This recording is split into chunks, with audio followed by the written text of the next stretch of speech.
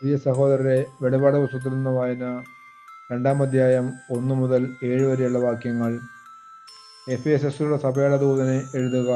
വലത് കൈയിൽ 7 നക്ഷത്രങ്ങൾ വഹിച്ചുകൊണ്ട് 7 സ്വർണ്ണ ദീപപീഠങ്ങൾക്ക് മധ്യ നടക്കുന്നവൻ ഇപ്രകാരം പറയുന്നു: നിന്റെ പ്രവൃത്തികളും പ്രയത്നങ്ങളും ക്ഷമാപൂർവമായ ഉറച്ചുനിൽപ്പും ദുഷ്ടരോടുള്ള സഹിഷ്ണുതയും ഞാൻ മനസ്സിലാക്കുന്നു.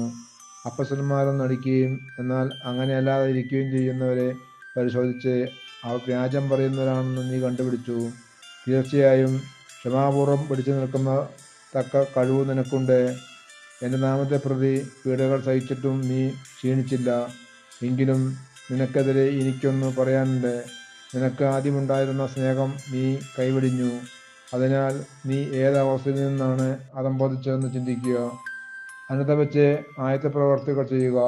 അല്ലെങ്കിൽ ഞാൻ നിന്റെ അടുത്ത് വരികയും നിന്റെ ദീപപീഠം സ്ഥലത്തുനിന്ന് നീക്കിക്കളയുകയും ചെയ്യും. എന്നാൽ നിനക്ക് ഈ ഗുണമുണ്ട്: നിക്കോളാവാസ് പക്ഷക്കാരനായ ചെയ്തികൾ നീ വെറുക്കുന്നു. അവ ഞാനും വെറുക്കുന്നു. ആത്മാവ് സഭകളോട് അരുളി ചെയ്യുന്നത് ചെവിയുള്ളവൻ കേൾക്കട്ടെ. വിജയം വരിക്കുന്നവനു ദൈവത്തിൻ്റെ പറുദീസയിലുള്ള ജീവവൃക്ഷത്തിൽ നിന്നു ഞാൻ ഭക്ഷിക്കാൻ കൊടുക്കും. നമ്മുടെ കർത്താവിന്റെ സ്തുതി. വിശുദ്ധ മത്തായി എഴുതിയ സുവിശേഷം 6-ാം അധ്യായം 22 മുതൽ 24 വരെയുള്ള വാക്യങ്ങൾ. കണ്ണാണ് ശരീരത്തിൻ്റെ വിളക്ക്. കണ്ണ് കുറ്റമറ്റതെങ്കിൽ ശരീരം മുഴുവൻ പ്രകാശിക്കും. കണ്ണ് ദുഷ്ടമാണെങ്കിലോ ശരീരം മുഴുവൻ ഇരുണ്ടുപോകും.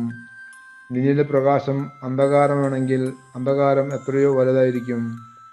2 യജമാനന്മാരെ സേവിക്കാൻ ആർക്കും സാധിക്കുകയില്ല. ഒന്നുകിൽ ഒരുവനെ ദ്വേഷിക്കുകയും അവരെ സ്നേഹിക്കുകയും ചെയ്യും, അല്ലെങ്കിൽ ഒരുവനെ ബഹുമാനിക്കുകയും അവരെ നിന്ദിക്കുകയും ചെയ്യും. ദൈവത്തെയും മാമോനെയും സേവിക്കാൻ നിങ്ങൾക്ക് സാധിക്കുകയില്ല.